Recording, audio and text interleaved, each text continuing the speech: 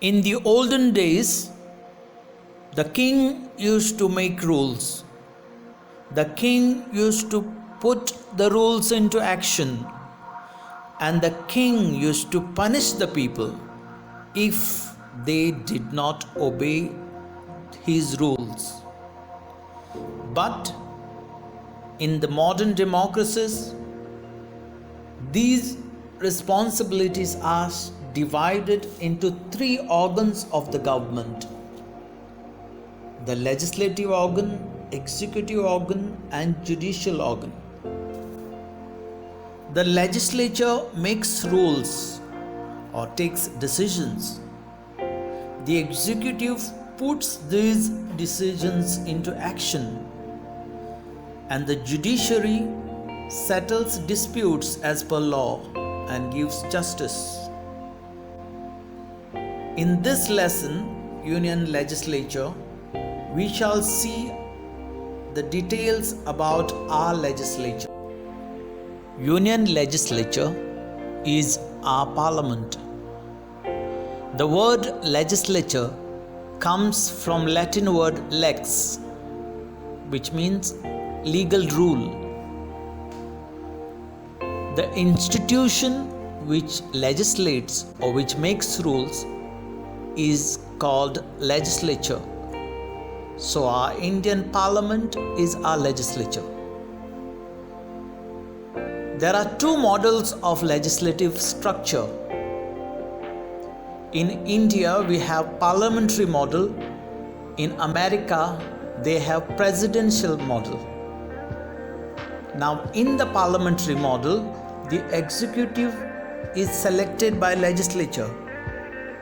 Therefore, the Indian Prime Minister is responsible to the legislature. But the American President is not responsible to the legislature. There is strict separation of powers between legislature and executive.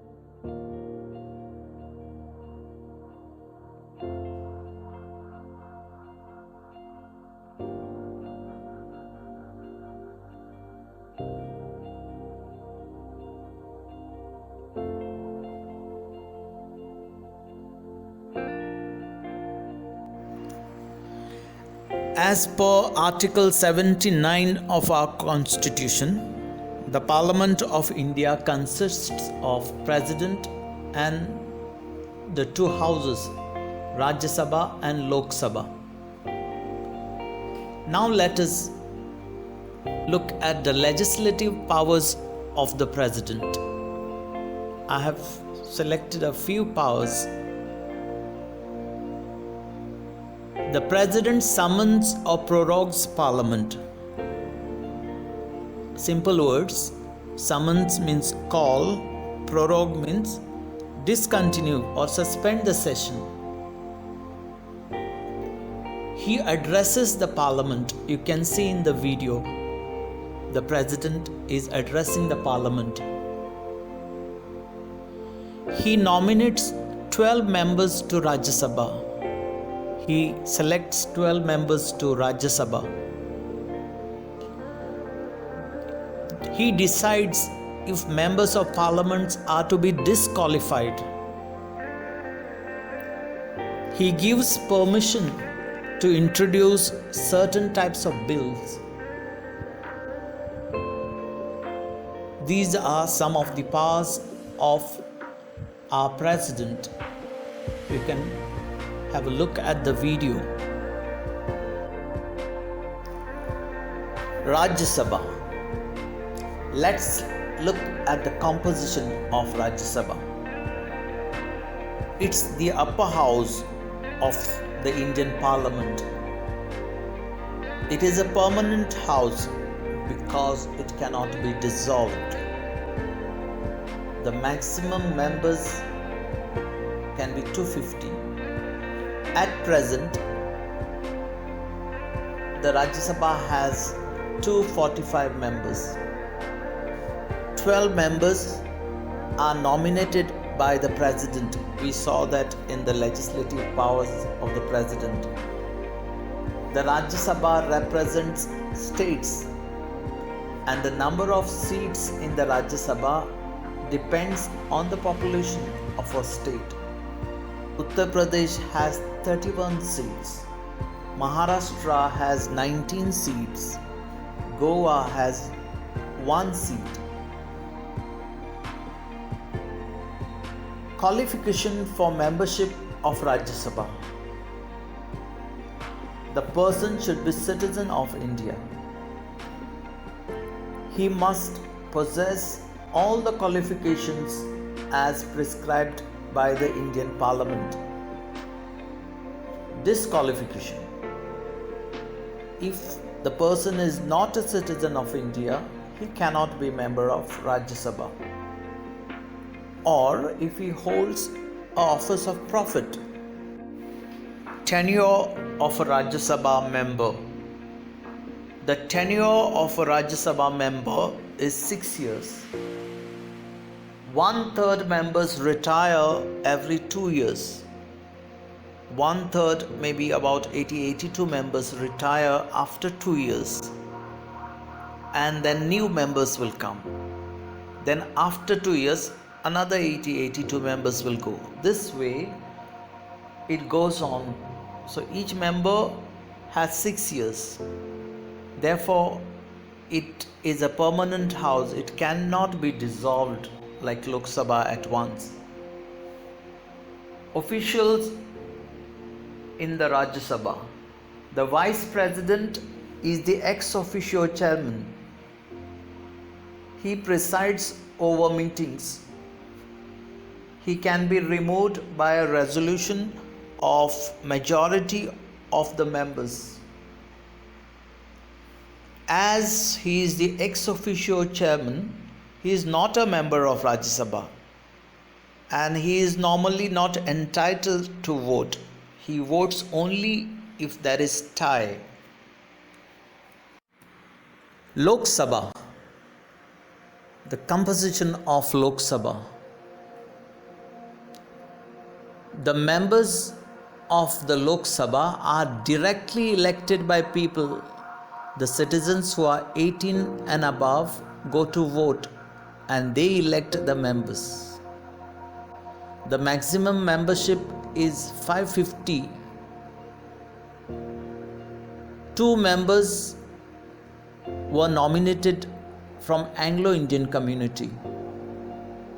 But this rule has been abolished or removed by 104th Amendment to our Constitution, and from January 2020 this rule was abolished. The actual membership of Lok Sabha is 543. 530 members are elected from states and 13 from union territories. Reservation of seats. The scheduled caste have 84 seats and the scheduled tribes have 47 seats. Territorial representation. Uttar Pradesh has 80 seats. Mizoram, Nagaland, Sikkim have 1 seat each. Goa has 2 seats. Qualification and disqualification to Lok Sabha. The qualification and disqualification rules are same as Rajya Sabha. However, we have to note few differences. A person has to complete 25 years of age to contest the Lok Sabha. He must belong to scheduled caste and scheduled tribes if he is contesting from reserved seat. He cannot be member of both the houses of parliament, that is Lok Sabha and Rajya Sabha. If the person contests from 2 seats, he has to vacate one after winning. Prime Minister Narendra Modi won from 2 seats in 2014, Vadodara in Gujarat and Varanasi in Uttar Pradesh. But after winning both the seats, he vacated the Vadodara seat. If the person is already a MLA, he has to give up that seat. Tenure of Lok Sabha member. The tenure is 5 years. The president can dissolve Lok Sabha. The 12th Lok Sabha was dissolved by the president in 1998. We had the 17th Lok Sabha election in 2019. In case there is emergency like war or famine, earthquakes, situations like this in the country, the Lok Sabha term can be extended. Officials of Lok Sabha. The Speaker of the Lok Sabha is elected by the members from themselves. The Speaker remains till the next Speaker is elected. He must be impartial.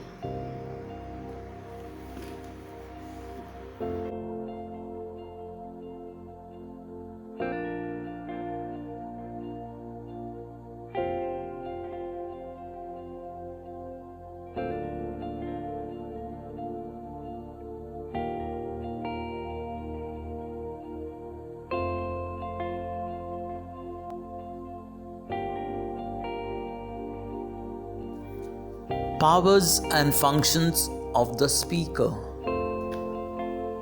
The Speaker presides over the House and conducts meetings. Presides over the House means he is the in charge, he is the authority in the meeting. He decides points of order. Points of order means if the rules appear to be broken, if members are not obeying the rules, he has to see. His permission is required to introduce the bills. Only when he gives permission, they can speak, the members can speak. He puts the bill to vote. He can disqualify members. These are some of the powers of the Speaker. Powers of Union Legislature. The powers of the Union Legislature are mentioned in the 7th schedule of our Constitution. Schedule means a list. Now these powers are divided into 3 lists. Union list, which has 97 subjects. State list, which has 61 subjects. Concurrent list, which has 47 subjects. Now certain subjects like Army, Navy, Air Force, the rules regarding that, the minting of money, these are union subjects. The states have no powers regarding this. Now, the states have power to take care of its police, hospitals. These are state subjects. Concurrent lists contains subjects like forests, education. Here the center and state both have powers, but the powers made by the center will prevail in case there is conflict between the state and the center. Now, this is mentioned in the Constitution. There are other powers called residual powers. Means as and when they come up. It was not written when the Constitution was written. But in this case, only the rules made by the center will prevail. Now, there are 3 conditions for division of powers. The conditions are: the laws made by union are final. If anything is of national importance, then the parliament will make laws. And in case of emergency, only the parliament will make laws. Legislative procedures. Procedures means the way of framing laws, making rules. Now, to frame laws in the Houses of Parliament, the presence of 1/10 of the total membership is required. For example, in the Lok Sabha, there are 543 members. Around 55 members must be present. In the Rajya Sabha, there are 245 members. Around 25 members must be present. So this minimum membership is required to frame laws. That is called quorum. Without the quorum, they cannot go ahead. Now let us look at the stages of legislative procedures. The stages are divided into first stage, second stage, third stage, and last, the assent of the president. Let us now look at the first stage. In the first stage, the bill is introduced. That means it's just a proposal for new rules. It has not become a law, it is just introduced. 2 types of bills are introduced: ordinary bills and money bills. The bills are introduced by minister or private member. Private member can be any member of parliament. Then it is published in the Gazette, that is official journal. The member tells aims and objectives, why that bill is useful, that he must tell. If any member of parliament opposes, he or she has to give reasons. Then the bill is put to vote. If the members of the parliament agree, then it goes to the next stage.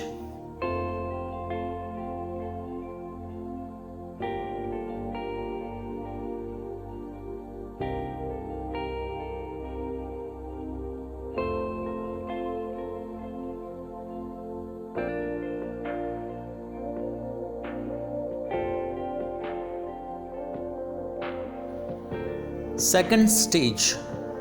There are 4 alternatives in the second stage. The bill is taken for consideration. It is sent to select committees. Select committee can be a small committee of the members of parliament who will discuss. It is referred to joint committees. Joint committee can be of both the houses, Lok Sabha and Rajya Sabha. And then the bill is sent for public opinion, to get opinion from the states and union territories. Second stage of bill is very, very important. It is also called time consuming stage. A lot of time is required because the principal and general provisions of the bill are discussed. There is clause by clause consideration. Every detail is looked at. Everything is discussed. The bill is referred to select committees. The select committees will study the bill properly. The clauses are open for amendment. Whatever is written in the bill is open for changes. Amendment means changes. Therefore, it is time consuming. It takes a lot of time. Third stage. In the third stage, there is only verbal discussion because the discussion has already taken place in the second stage. Then the bill is sent to Rajya Sabha. When the bill goes to Rajya Sabha has three options. It may pass the bill, it may reject or suggest changes in the bill, or it may not take any action. And if 6 months pass, that means they have rejected the bill. Then the Lok Sabha has some option if the bill comes back from Rajya Sabha. The Lok Sabha may accept the changes and inform Rajya Sabha that they have done certain changes. If they don't accept the changes, they can still send a bill to Rajya Sabha and inform. Sometimes there is a situation where both the houses don't agree with each other. In that case, there will be a joint session of both the houses, Lok Sabha and Rajya Sabha, which will be presided by the President. Assent of the President. Assent means approval of the President. The Speaker signs the bill and sends the bill to the President. If the President signs the bill, it becomes a law. Before the signature, it was bill. After the signature of the President, it becomes a law in the country. It goes in the statute book. Statute book is a book containing laws. The President has an option of returning the bill. But if the bill comes back to him second time, he has to sign. He has to approve the bill. These are the stages in the lawmaking procedures of our legislature. Now you know very well how the rules are made in the country. Now look at money bill. This is a separate bill called money bill, which is related to revenue and expenditure. This bill is not introduced in the Rajya Sabha. The Rajya Sabha cannot reject a money bill. Once money bill is passed by the Lok Sabha, it is sent to Rajya Sabha. Within 14 days, Rajya Sabha has to return the bill. Lok Sabha may not accept the changes or may accept the changes, but the bill is still passed. Now let's see what happens in Parliament. The Parliament begins with question hour. During the question hour, the members of Parliament will ask questions to the government. After that, there is 0 hour starting at about 12 noon. Matters of immediate importance are taken up during this time. Then there is lunch break. After that, many other motions like calling attention motion, short duration discussion, adjournment motions, no confidence motions, and many other activities take place in the Parliament.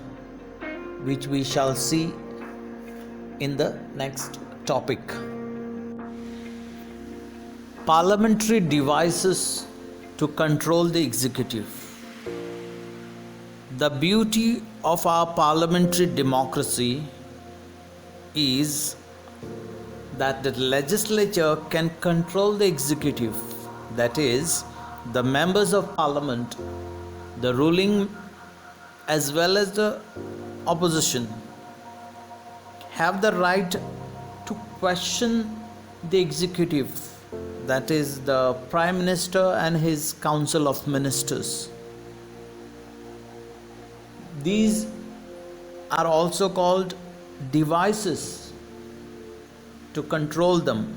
Now, how can they control? Therefore, these devices are given. Question hour.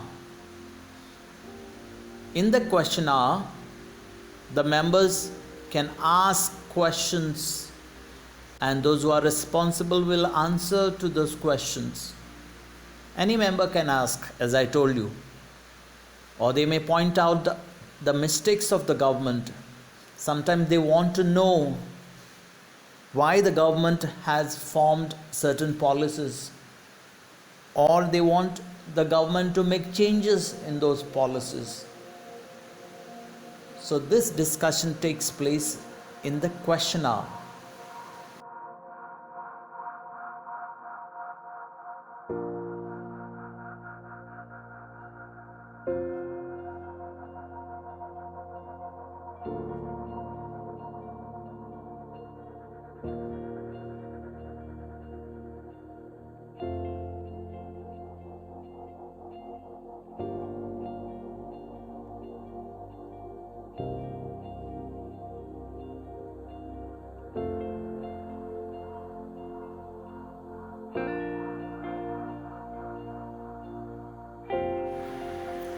Zero hour.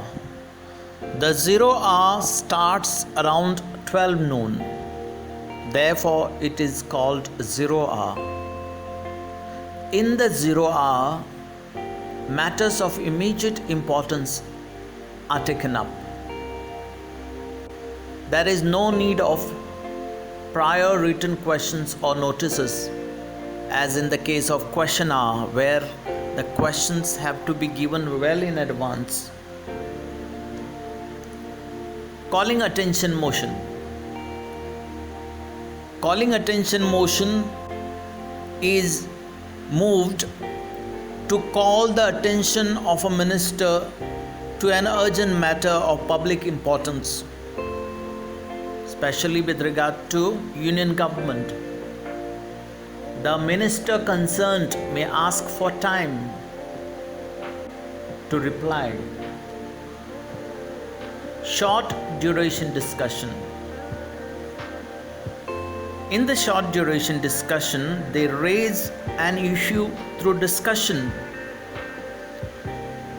and the minister concerned gives a brief reply. Adjournment motion. To adjourn means to suspend for time being. The normal activities of the House are suspended for time being.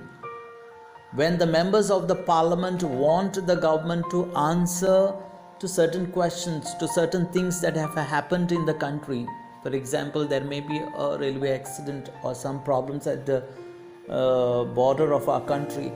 So they ask the government questions about it. They pressurize the government to answer to their questions. Until they get the answer, the House remains suspended. It is to show the disapproval to government. In the modern day Parliament, you mostly hear the House is adjourned. Many times it comes on TV. You watch the Parliament, the House is adjourned, the members will make noise. So the houses of the Parliament have to be adjourned. Another device in the Parliament is motion of confidence or motion of no confidence. The government may pass motion of confidence to show that they have majority or to support their policies. The opposition or the members of parliament may pass a motion of no confidence where they want to defeat the government. And if no confidence motion is passed, the government can be dissolved. It has happened many times because there is lack of support to the government. Parliamentary committees. In the modern day parliament, the parliament has to see to a lot of details, lot of work they have. So it is impossible to see to complex details. Therefore, they form committees, parliamentary committees. This small number in the committee will discuss a topic properly. So it saves a lot of time of the parliament. The modern day parliament mostly functions through committees. I have tried to explain this lesson through pictures and videos and make this as easy as possible. I hope you have understood it. Now try to answer these questions and see for yourself if you have understood it. Thank you.